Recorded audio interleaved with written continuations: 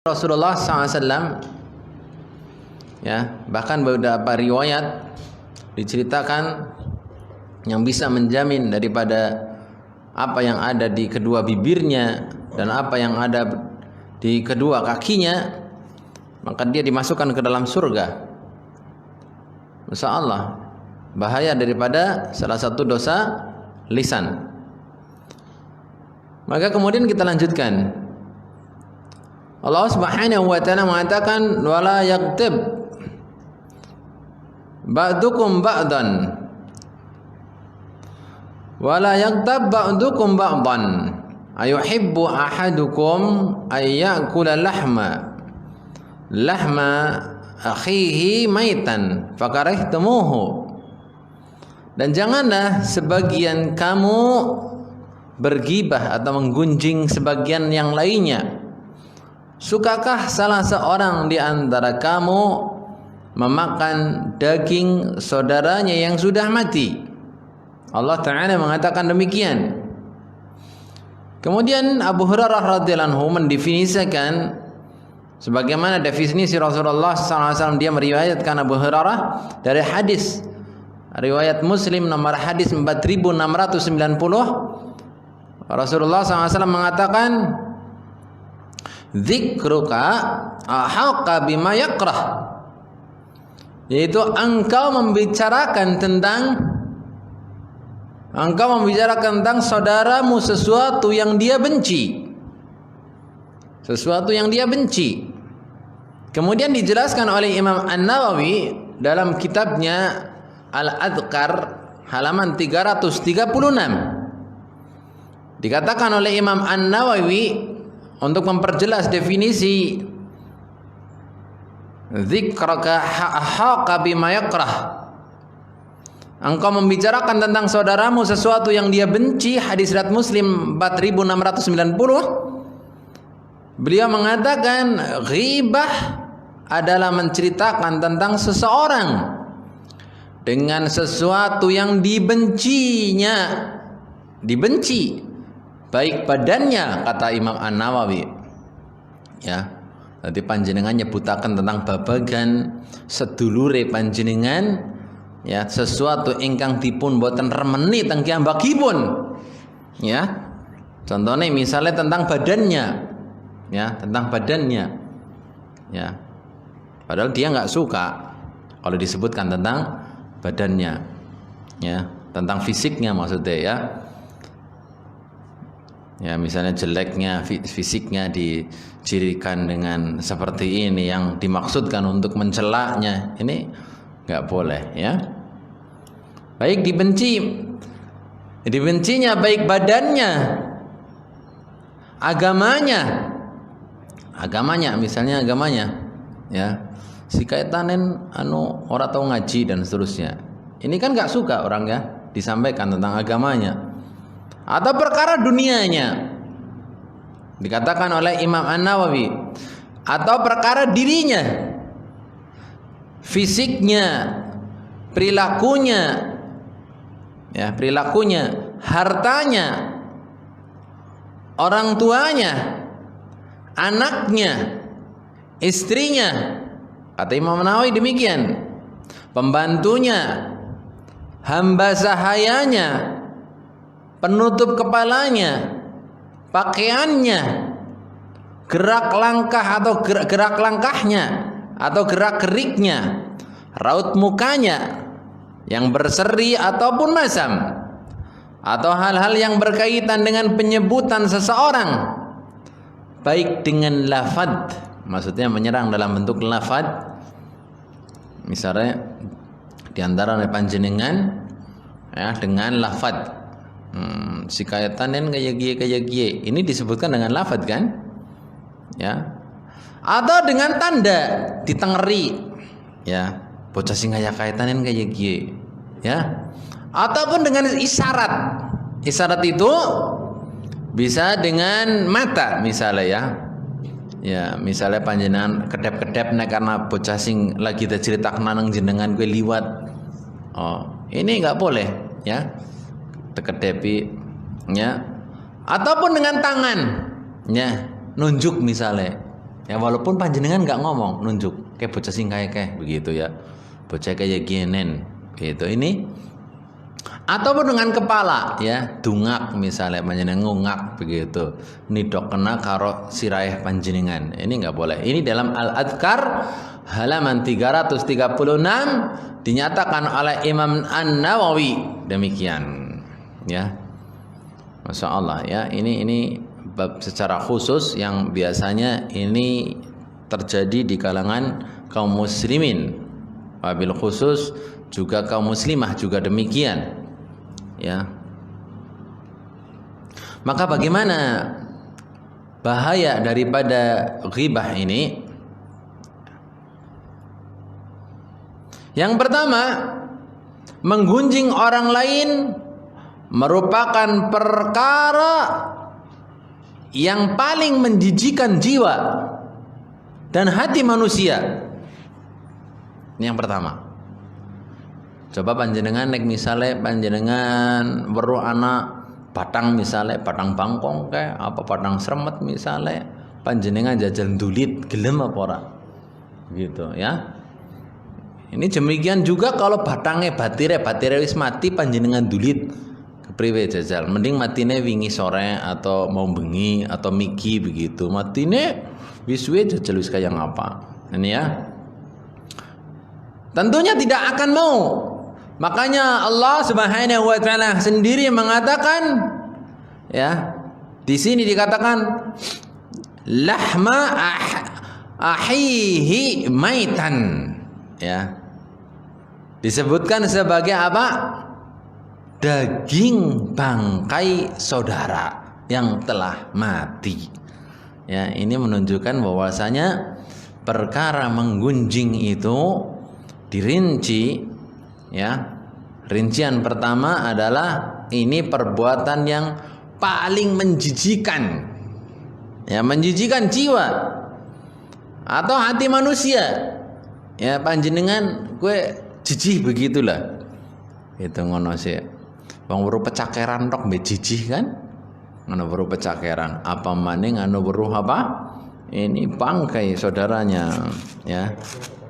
Pecakeran sih apa ya? Nang kene nang nggone nyong pecakeran kuwi apa ya? Sing nggon panjenengan asa-asa piring kae. Terus banyune miliar ngono kuwi. Kuwi jenenge pecakeran. Ya buangan limbah rumah tangga gue nang pinggir-pinggir ya kalelan cilik ke jenenge pecakeran. Kalau di sini apa yo? Iya. Paceran ya mungkin nang kene paceran nang ngene nyong pecakeran ya. Ya ceritanya pada baik kan? Iya, panjenengan kepaluh paceran kira-kira priwe jajal. Cebrik mbok. Ngono sih. Kepengin gagian wisuh apa ora? Iya. Apa ngujok ngeliat cacing, mancing. Oh, kita nyong cilik. Ya dulu ya, ngujang ngeliatin pacaran, ngeliat cacing, ketemunya cacing kalung gede-gede banget ya, nggak kena ngemancing boko, ya gitu ya. Ya jadi ini, maka dikatakan bahwasanya menggunjing adalah perkara di antara perkara yang menjijikan di jiwa hati manusia. Ya, jadi demikian ya. Sampai Allah sendiri pun menyerupakan dengan memakan bangkai orang atau memakan bangkai saudaranya ya yang telah mati ya. Maka ini sudah sepantasnya kita kalau panjenengan kotor dengan tanah, kotor dengan paceran, kotor dengan lumpur saja, panjenengan temtune pun kepengin gagian wisuh. Kan ngoten maksudnya. Napa mali panjenengan ya kotor dengan melakukan ghibah kepada saudara kita. Tadi kayaknya gue ngono sih pikir-pikir ngajog nen. Ya sih katanen anu orang ngaji priwe sih anu wong blewing gitu. Oh, ini enggak boleh. Gitu senajan panjenengan betul panjenengan ngaji, tapi jangan sampai kemudian saudaranya nggak ngaji menjadi korban omongannya panjenengan. Cukup panjenengan ngajak aja, gitu ya. Jangan domongaken karo batire. Anu sikatan wis ora gelem dicek ora, anu kakek alasan nen. Ngono si ujar-ujaran kene pengangguran kabeh ndian. Misale men karo gue biasanya lambene ke karo mandan maju semending biasanya ya. Ini enggak boleh. Ya Rabbana. Kemudian yang kedua. Yang kedua nih. Allah Ta'ala ya akan mengazab orang-orang yang menggunjing itu atau bergibah itu semenjak pertama kali masuk ke dalam kubur, bukan ditunda sampai nanti datangnya hari kiamat, tapi azab yang paling didahulukan di antara semua siksa, salah satunya adalah menggunjing. Ya, salah satunya adalah menggunjing. Mungkin panjenengan misalnya salat, ya, misalnya berbuat zalim, misalnya, atau melakukan ini dan itu, ya, misalnya nggak salat, itu ada neraka namanya sakar. Neraka sakar itu untuk orang-orang yang nggak mau salat, tapi nanti kan di neraka, ya, ya Rabbana.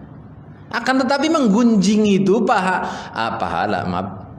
dosanya itu, siksanya itu didahulukan. Bahkan semisal seseorang dikubur sekarang, ya, kiamatnya 200 tahun yang akan datang, sebagaimana kakek nenek moyang kita itu sudah meninggal, ya, buyut-buyut kita itu sudah meninggal lama,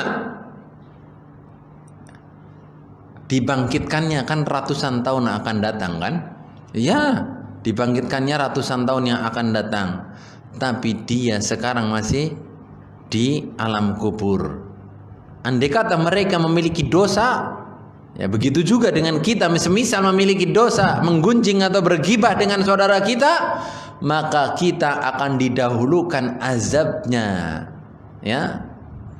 Maka kita harus bertobat kepada Allah Subhanahu wa taala. Karena apa? Allah Ta'ala mengazab orang-orang yang menggunjing semenjak ia pertama kali masuk ke dalam kubur, ya. Sampai dikatakan oleh Ibnu Abbas, Nabi SAW suatu ketika melewati 2 kuburan, ya. Rasulullah SAW sewijining mangsa gue liwat nang kuburan, deke liwat. Nah, liwat berarti ngliwati, ya, melaku berarti deke kan. Beliau kemudian bersabda, sesungguhnya kedua penghuni kubur ini diazab. Penghuni kubur diazab. Keduanya, bahkan 2 penghuni kubur, berarti wong loro. Dan mereka tidaklah diazab karena perkara yang besar dalam pandangan kalian, ya. Jadi itu perkara sing ketone gede. Ya Rabbana, dudu perkara sing ketone gede, nyolong. Kan ketone korupsi misalnya, kan kelihatan gede kan? Nyolong TV misalnya, oh gede. LCD proyek, oh gede. Ya, nyolong truk misalnya, oh gede. Kelihatan gede. Di tempat saya ada yang nyolong Yanmar misalnya, kayak sing go pranti anu ni sawah, ya, kuat-kuate begitu, ya. Gumun aku teh jenengan banget kok bisa nyolong Yanmar, aneh banget. Tertinggal garibane tok begitu esuk-esuk, padahal lagi nganu apa jenengane, lagi bajak sawah, ya, nenggone nyong beluku jenengane, lagi beluku, ini gede, ya. Ini Rasulullah SAW mengatakan ini dikiranya penghuni kubur ini, ya, menurut pandangan kalian itu perkara yang tidak ada diap karena perkara yang besar, ya, menurut pandangan kalian itu kecil kelihatannya. Sesungguhnya salah satunya selalu menyebarkan namimah, adu domba atau ghibah. Oke, sikayatan kayak gini, ya, maksudnya ini namanya serangan verbal. Ya, cara bahasane wong pinter serangan verbal, supaya wong kon wadeh karo dheweke, kon ora seneng, kon benci karo dheweke. Iki kok sih kaya gini, jare-jare sih. Kok ora semelu kae maning. Wis karo nyong bae ngajine. Nah, ini serangan verbal. Ini namimah, adu domba. Yang satunya sesungguhnya menyebarkan namimah, sedangkan yang kedua tidaklah mensucikan diri dari kotoran air kencingnya. Kan perkara kecil kelihatannya kan? Coba, tidak nyiram air di WC, pipis maksudnya nyiprat. Ya, ini kan kelihatannya kecil, tapi ini menjadikan azab. Setara dengan bergibah tadi. Maka yang kedua tadi, ya, bahayanya adalah untuk pelakunya dia diazab, ya, gasik ketika dia di alam kubur. Maka ketika orang-orang yang tidak menggunjing itu nanti diazabnya ketika dia dimasukkan ke dalam neraka. Ketika dia misalnya berbuat zalim nanti setelah dibangkitkan, maka orang-orang yang menggunjing saudaranya mereka akan diazab gasik, didahulukan di alam kubur. Sebelum orang-orang disiksa, dia sudah disiksa duluan dengan perbuatan yang dia lakukan. Bun pinten niki nggih? Arif, Arif, ya wis Arif. Tegugahna tolong Bu, sing paling sepuh ngono ngugahna wong sing nom-nom. Ya, tegugah kon pada tangin jengkelek kaya gue ya. Dan nek nonton TV aja nganti mecicil begitu, nganti 2 jam ya gue. Mending angger sinetronnya gue nganti tangis-tangisan, jen melu nangis, jen mangan aku tadi lho, jen mangan banget. Ana wong wadon kok bisa melu nangis nang ngarep TV nganti glenggeng ya gue, nangis kok jen glenggeng ya gue. Kan ngedapine pol ya gue. Panjenengan tahu perlu wong sing nangis nang ngarep TV, Bu? Tahu menangi apa ora? Apa tahu ngalami? Gelenggeng nang ngarep TV kok gelenggeng. Oh wes, astagfirullahaladzim. Ini ya. Ini baru 2. Nanti ada bukunya ini ya. Nah, ada bukunya 3. Nanti yang nulis nanti kalau nggak bertanya nanti saya tanya. Ada 3 buku menghibur hati yang gundah. Ya. Masya Allah.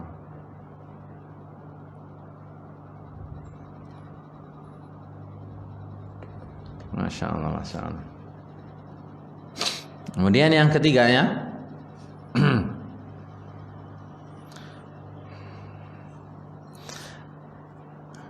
yang mendapatkan keuntungan adalah orang yang digunjing. Ya.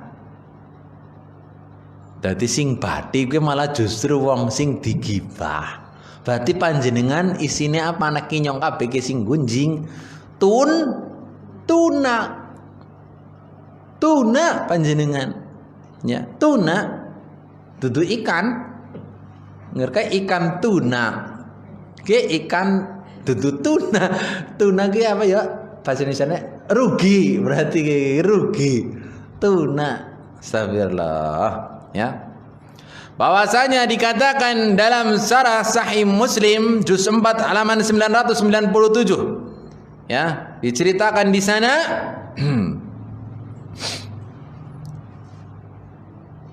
oleh Abu Hurairah radhiyallahu anhu bahwasanya yang mendapatkan kerugian dan mudarat adalah orang-orang yang menggunjing, ya, bukan orang lain. Sebab di akhirat kelak pahala kebaikan dan amalan orang-orang yang menggunjing ini akan diberikan kepada orang yang digunjinginya. Ya, panjenengan gunjing si kae, si naya misalnya, maka panjenengan pahala-pahala dewehna karo si naya. Panjenengan gunjing si suta, panjenengan ganjaran-ganjaran dewehna karo si suta. Panjenengan gunjing si dadap, berarti kebagusan-kebagusan panjenengan dewehna karo si dadap. Panjenengan gunjing si waru, berarti panjenengan dewehaken ganjaran-ganjarane karo si waru. Atus niku nggih. Astagfirullah. Maka kita harus bertobat kepada Allah Subhanahu wa taala atas apa yang kita lakukan dari perbuatan-perbuatan zalim berupa menggunjing saudara kita ini, ya. Astagfirullah. Ini yang ketiga, bahwasanya yang mendapatkan keuntungan adalah orang yang digunjing. Ya. Maka kemudian diceritakan oleh Rasulullah SAW, bila dosa ghibah ini masih belum terbayarkan, nalikane dosa ghibah ke urung kebayar dening dheweke, sedangkan pahala-pahalanya sudah habis wis entong. Deke pahala-pahalane salate entong wis ngombayar, zakate wis entong ngombayar, tahajude wis entong ngombayar, gunjingane panjenengan berarti jeneng nganti panjenengan temenan orang duwe apa-apa maning ya. Sedangkan pahala-pahala panjenengan sudah habis, atau pahala-pahala kita nih, astagfirullah, kita berlindung kepada Allah jangan sampai melakukan demikian. Maka dosa dan keburukan orang-orang yang digunjing tersebut akan diserahkan kepada orang-orang yang menggunjing, lalu ia dilemparkan ke dalam neraka. Sebagaimana disebutkan dalam Sahih Muslim juz 4 halaman 1997. Ya. Ini ngeri. Kalau sudah seperti ini tidak boleh. Ajaku mawani. Semisal panjenengan anak batir lagi ceritakan batir rek maning, apa yang panjenengan perbuat sedulur weruh hadis kiye. Melu? Kok boleh melu? Nyung dasare mbewingi weruh. Ya kaene. Aku wis geding karo dheweke. Oh, nggak boleh begitu. Ya. Nggak boleh. Apalagi wong wadon kan pada pekewan, mbok ora kepenakanen. Nyong arep lunga, mbok ora darani batire, ora lunga, ya mbok dosa. Dadine priwe yo? Akhirnya meneng bae melu ngrungokna. Ini nggak boleh sedulur, nggak boleh. Metonggo neng kono melu apa miki? Ngrungokna. Mantuk maningan, meskipun panjenengan tidak ngimbui, tapi mantuk ke panjenengan itu menunjukkan kesetujuan. Medeni apa nana kayak gue? Medeni. Gue sing jenengannya akan Rasulullah setan bisu. Maksudnya apa? Iya, maksudnya anak kemungkaran nang braket tapi dekep meneng baik ngelentem, ngerti ngelentem? Astagfirullah. Sudah berapa nggih bahayanya? 3. Panjenengan biasane ora tau nglampahi 1 loro 3 ora tau, Mbok? Ya ora tau ya. Wong wadon medeni lah nang aja Gus. Ayo wis tau aja maning-maning. Temenan. Dosa sedulur, jan temenan dosa. Ya, katone ta cilik ya. Pemaning media sosial sikis pirang-pirang kok. Gara-gara padu karo wong lanang, status Facebooke isine gunjingan. Iya, melu maca maningan panjenengan. Astagfirullah, melu maca. Oh berarti ki lagi ribut karo lanange ki, bla bla bla bla bla tetelengna ya ge. Astagfirullah. Wis iki melu komen maningan, ning isor melu-melu kaya ge, melu-melu. Dasarnya nyambe tau weruh ya. Mama saya komo kaya iki nang komen. Seolah-olah merasa ikut prihatin, merasa mendukung. Ini enggak boleh. Jangan sampai kita ikut-ikutan. Kalau memang bisa ikut-ikutan panjenengan di komen atau di inbox. Mbak, ini kayaknya sudah gibah le. Jenengan menggibah suami panjenengan sendiri apa enggak dosa sih nun sewu, jenengan malu loh. Ini sih hanya emosi sesaat. Ya udah diselesaikan baik-baik aja Mbak, jangan di-upload di status Facebook apalagi Instagram. Ini jadi foto. Nanti kalau di-save sama temen gimana? Bahaya kan nyebar ke orang lain. Ngono sih terpikir ngantin jelimet, mesti dosa kerasane. Begitu. Ya, bukan kemudian didukung, Mbak, jenengan bagus. Jantan gue tadi wong wadon. Tadi wong wadon jantan cere. Astagfirullah. Jangan. Ya. Kemudian yang keempat, ya. Dosa ghibah ya. Yang paling besar adalah terhadap ulama, dai dan orang-orang soleh atau semisal dengannya, misalnya orang tua sendiri. ya, gurunya sendiri, ulamanya sendiri, guru ngajinya sendiri. Ini dosa yang paling besar untuk mereka. Ini yang keempat, ya, melakukan ghibah kepada mereka, ya. Masya Allah.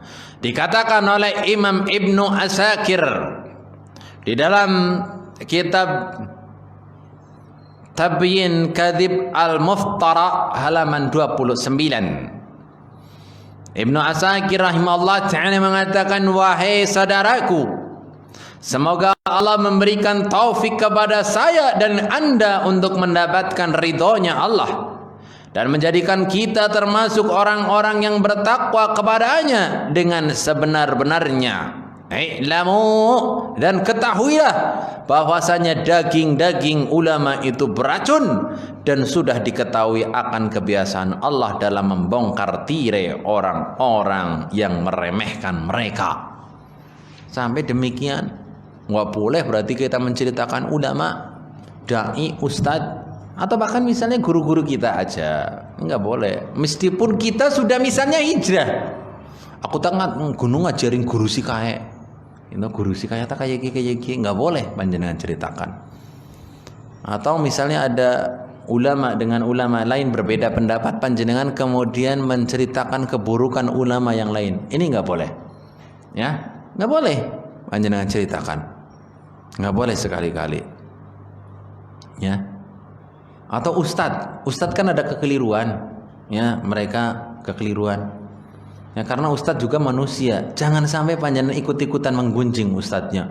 Lo dasarnya ustadz sih, seolah-olah dheweke wis lebih pinter daripada ustadz, padahal dheweke ngaji rong dina.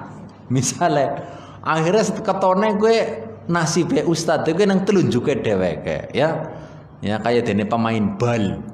Ya, sing deleng karo sing ngelakoni gue ketone lebih pinter sing deleng, gitu ya. Ini nggak boleh. Dikatakan oleh Imam Ibnu Utsaimin di dalam Syarah Riyadhus Shalihin juz 1 halaman 226, menggunjing para ulama dosanya lebih besar daripada menggunjing orang yang bukan ulama. Sebab gunjingan untuk selain ulama adalah ghibah pribadi, yang apabila terdapat mudarat maka mudaratnya hanya sebatas pada orang yang menggunjing dan yang digunjingi saja. Akan tetapi menggunjing ulama bisa mendatangkan mudarat pada agama Islam, ya. Kayak ustadz kata ngajarin ini bener nih, orang saya ngajarin mana? Oh ini contoh. Ya, aku terus seneng karo ustadz kayak gayane kayak sih, dap. Wis ora sang ngaji ngana. Jenengan ora bener ora dasare. Wow, gitu ya misalnya. Jangan. Karena para ulama merupakan pembawa bendera Islam. Bila keyakinan dan kepercayaan manusia terhadap ucapan dan pandangan mereka hilang karena adanya aib celak yang disebar lewat gunjingan, maka bendera Islam yang mereka perjuangkan akan jatuh. Benderanya akan jatuh.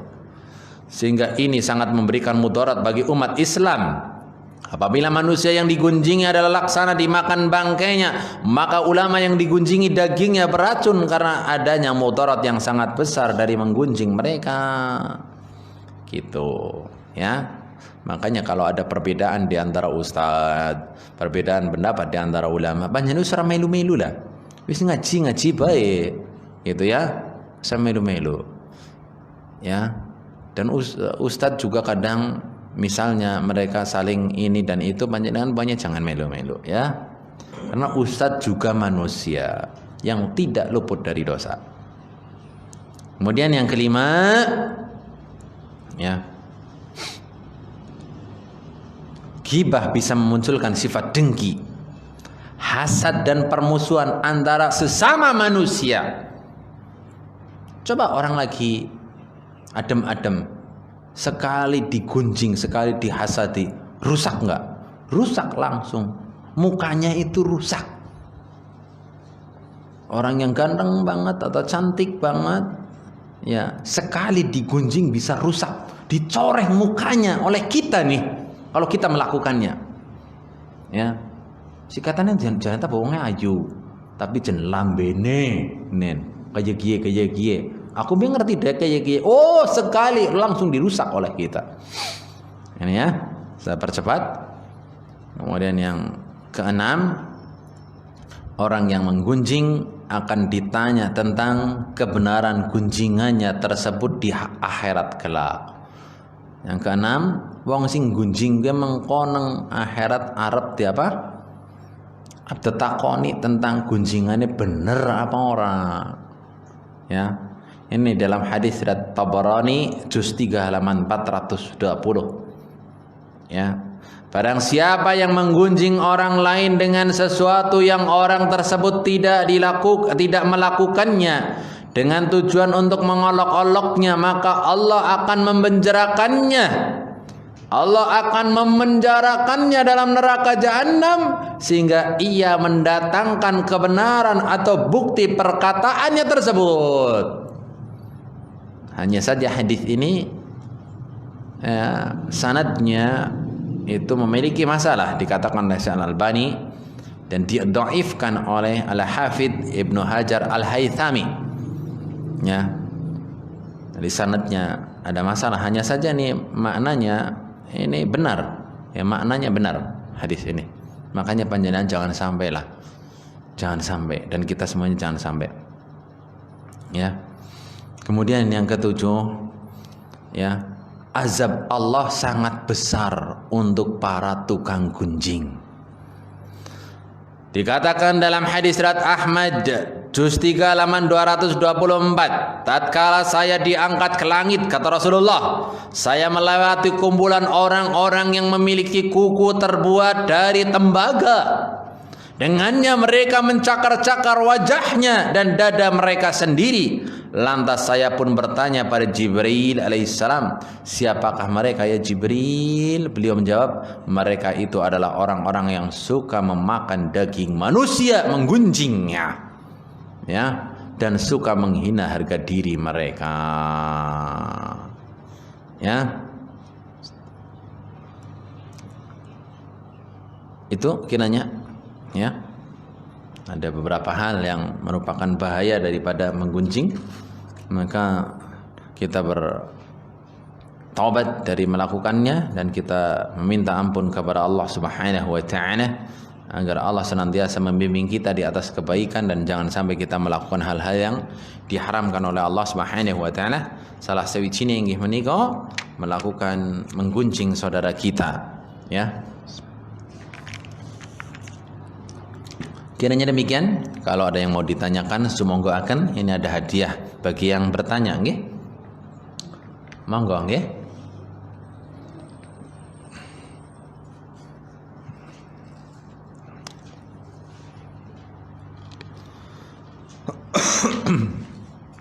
Bismillah.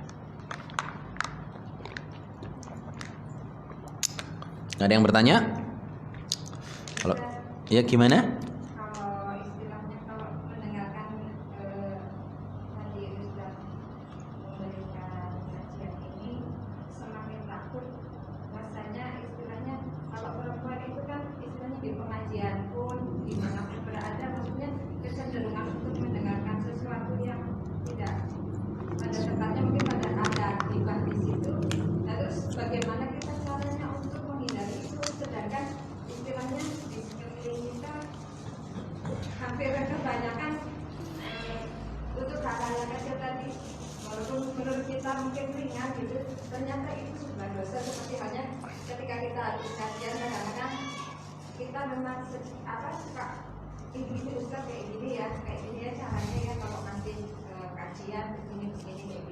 Ternyata istilahnya apa tadi masuk dosa juga gitu, padahal kita kan maksudnya cuma sekedar kok kayak gini ya kasihnya kayak gitu, maksudnya kayaknya apa nggak tuntut atau kita jadinya agak bingung karena terlalu banyak apa contoh-contoh malahan ya, apa nggak fokus ini kayak gitu. Berarti seperti itu aja sudah termasuk kita ya Ustaz? Ya, yang pertama, selagi kita menyebutkan, ini hadiah dulu nanti Mas Bayu buat yang bertanya tadi. Masya Allah, ini pertanyaan yang bagus banget dari Mbak Mbak siapa nggih? Windy. Mbak Windy, insyaallah ta'ala mudah-mudahan Allah senantiasa membimbing panjenengan untuk senantiasa di atas kebaikan, dan Allah Subhanahu wa taala senantiasa membimbing panjenengan agar lisan panjenengan di antara lisan-lisan yang senantiasa mengeluarkan sesuatu yang baik insyaallah. Begitu juga dengan wanita-wanita yang lainnya. Jadi yang pertama, prinsipnya bahwasanya yang disampaikan Rasulullah SAW tadi, kita menyebutkan sesuatu yang apa? Tidak disukai oleh saudara kita. Sampai dijelaskan oleh Imam An-Nawawi tadi tentang bentuk badannya, agamanya, perkara dunianya, dirinya, fisiknya, perilakunya, hartanya, orang tuanya, anaknya, istrinya, pembantunya, hamba sahayanya, sorbannya, pakaiannya, gerak langkahnya, gerak geriknya, raut mukanya, dan seterusnya. Ini yang sekiranya tidak disukai olehnya, maka ini masuk bagian daripada area ghibah. Ini yang pertama. Apa yang dilakukan oleh kita semuanya agar terhindar dari tadi ya yang ditanyakan, ya, terselip pertanyaan, karena di antara para wanita itu riskan kan melakukan kayak gitu, karena di majelis taklim kan juga kadang kalau sudah lagi istirahat misalnya, itu aja riskan melakukan seperti itu. Maka ini yang harus dilakukan adalah sebagaimana orang-orang mukmin. Yang disebutkan bahwasanya orang-orang yang mukmin itu diibaratkan itu seperti kejatuhan gunung. Sedangkan orang-orang munafik itu dengan dosa itu seperti lalat yang nempel. Hanya cukup dikibas aja. Begitu dok. Tapi kalau orang-orang mukmin bukan seperti orang munafik. Dia menganggap bahwasanya dosa itu seperti gunung yang akan menimpanya. Ini, maka apa yang harus dilakukan? Satu, merasa bahwasanya dosa sekecil apapun itu merupakan perkara besar, karena ini akan menjadikan kita terpeleset, dikhawatirkan terpeleset masuk ke dalam neraka. Apalagi gunjingan ini ya, dikasihkan dosanya.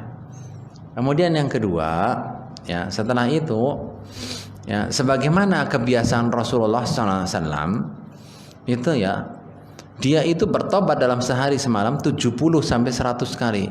Maka panjenengan tilurah Rasulullah SAW, di mana DWK itu beristighfar, meminta ampun kepada Allah seminim-minimnya ping 70. Ya, berarti panjenengan lagi metonggo, nggak apa-apa. Astagfirullah, astagfirullah, astagfirullah, astagfirullah, begitu nggak apa-apa. Ya, iringi dengan seperti itu. Bahkan siapa saja yang meninggal dunia dan dia itu dalam sejumlah tarikan nafasnya dia bisa mengucapkan la ilaha illallah, dia masuk ke dalam surga. Demikian. Maka pertama tadi sebagaimana hadis tentang orang-orang munafik itu seperti dipencroki lalat saja kalau dalam dosa. Kalau orang beriman seperti kejatuhan gunung. Jadi apa yang panjenengan lakukan? Satu, menganggap semua perkara itu besar, termasuk gunjing ini. Yang kedua, jadikan waktu-waktu panjenengan itu mengucapkan atau mengeluarkan kalimat thayyibah. Dua ini saja mencukupi insyaallah untuk bisa melawan. Kemudian yang ketiga, ya, dari yang panjenengan lakukan, ini dua masalah. Kemudian ditambah satu lagi, panjenengan senantiasa mendoakan orang lain. Meskipun kepada orang yang memusuhi panjenengan. Nanti hasadnya hilang, gunjingannya juga hilang. Ya, misalnya panjenengan tahajud kemudian ingat kepada musuh panjenengan yang memusuhi panjenengan, ya, sing wadeh karo panjenengan doakan, ya Allah, ibu ya Allah paringono begini, ya Allah paringana begini kebaikan, ya Allah paringana segini kebaikan, begitu. Ya Allah, kayak wong mati bae, oh nggak boleh. Gitu, bukan kosok wang zule, ya Allah cangme dengan tim enceng ya kena, oh nggak boleh, ini laknat namanya, nggak boleh. Jadi gitu ya, jadi mendoakan kebaikan, ya, ini yang ketiga. Kemudian yang keempat, kata hadis, tahaddu tahabbu, ya, tahaddu tahabbu, berikanlah hadiah niscaya kalian saling cinta. Ya, tadi doa, yang ketiga, yang keempat sering memberikan hadiah. panjenengan orang kita nggawa gorengan, nggawa apa sukro apa-apa. Ibu pada mangan bayi yo. Gitu. Arep gunjing kan? Mangan. Dan ini kebek. Akhirnya orang tengromet begitu kan. Iya, kebek dening kacang misalnya gitu ya. Jadi begitu. Ngemil. Berarti ngemil itu solusi. Iya, kadang-kadang jadi solusi juga. Iya, kadang jadi solusi. Ya. Kita ngibu insyaallah, Mbak. Wa iya, jazakillahu khairan. Dan mudah-mudahan ini jadi pelajaran untuk yang lainnya. Ada yang ditanyakan lagi saudara sekalian? Yang lainnya? Ini ada masih 2 buku lagi. Misalnya kita dalam situasi misalnya sedang berkumpul dengan teman-teman. Berkumpul dengan teman-teman. Lalu kita sedang membicarakan satu orang teman. Kita tahu orang yang dibicarakan itu memang buruk ramainya, misalnya kalau hutang tidak mau membayar misalnya. Sedangkan teman yang sedang ada di dalam majelis bareng dengan kita itu sedang ditemui hutang sama orang yang tidak baik tadi. Nah, kita sebagai orang yang tahu orang yang tidak baik ini, apakah perlu memberitahukan atau tidak, sedangkan kita tidak dimintai pendapat? Ya. Sekarang hutang itu boleh apa enggak? Hukumnya dulu. Haram apa halal sih hukum hutang? Halal kan? Kalau hutang nggak mau bayar haram apa halal? Kalau itu haram ya, nggak boleh. Ngujan niat orang bayar. Maka apa yang kita lakukan ya kepada orang-orang yang misalnya kita tahu persis nih, kita tahu persis bahwasanya ya dia itu memang ngutang nggak mau bayar, tahu persis, gitu ya, tahu persis. Maka kita tidak menjadikan dia itu sebagai hal yang objek yang digibahi, tapi cukup kepada orang yang akan diutangi itu agar berhati-hati dengannya, ya, atau enggak dikonfirmasi tabayun dulu deh keperluannya apa gitu, sekedarnya saja, wallahu alam, ya, sekedarnya saja, tidak berlebihan. Kemudian kita menceritakan, tapi dheweke utang karo nyaur begitu, setang orang kono. Ya mungkin bisa jadi dia kan mau utang kepada saudaranya untuk bayar panjenengan. Bisa baik kan? Ya jadi seperti itu.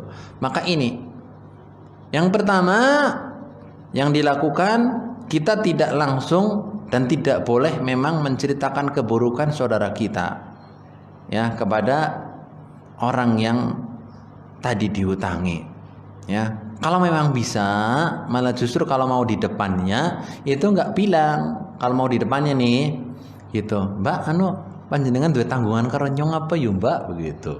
Ini malah justru lebih bagus, ya, lebih bagus. Nun sewu lho Mbak, panjenengan duwe tanggungan karo nyong yo. Oh iya, gitu. Jajal ta mangke nyemenar putang hari ngene. Ini ya. Maka ini yang paling bagus. Maka boleh menagih kepadanya karena ini hak panjenengan. Hanya saja di dalam beberapa riwayat seperti Abu Dawud, seseorang yang mengutangi saudaranya, maka satu harinya dia seolah-olah bersedekah kepadanya. Dalam satu hari tempo. Itu seperti bersedekah kepadanya. Wallahu a'lam bishawab. Ya.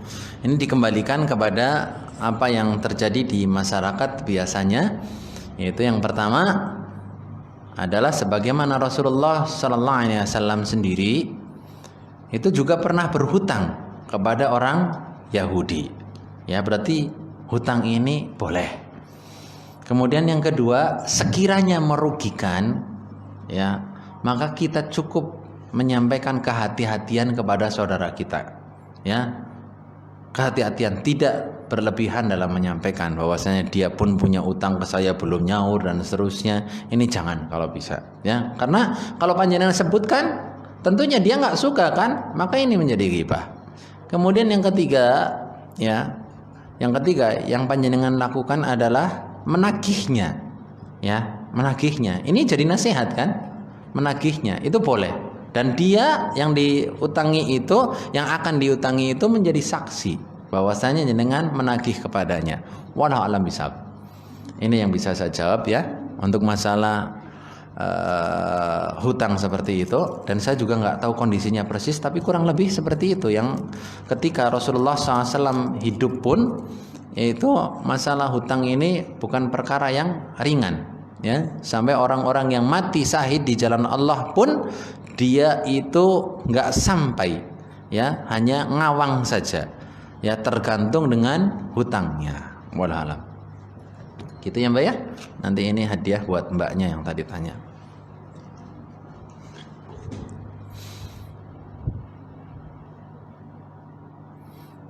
Ada lagi?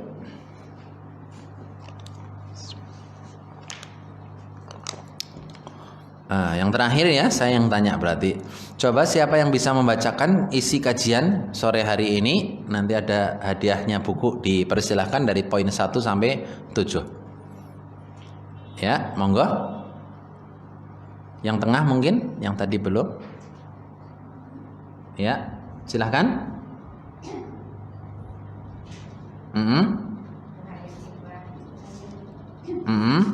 Satu.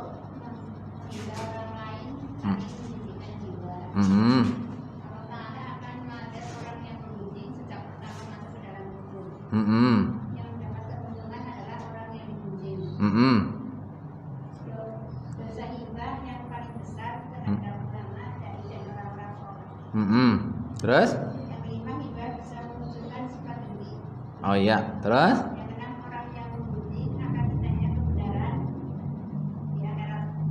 Terus terakhir? Masya Allah kepada yang tadi menyampaikan.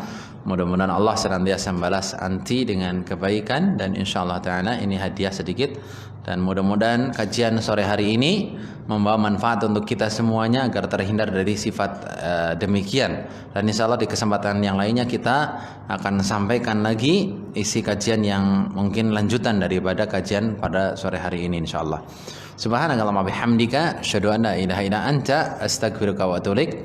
Mugi-mugi ndadosaken sawijining manfaat insyaallah.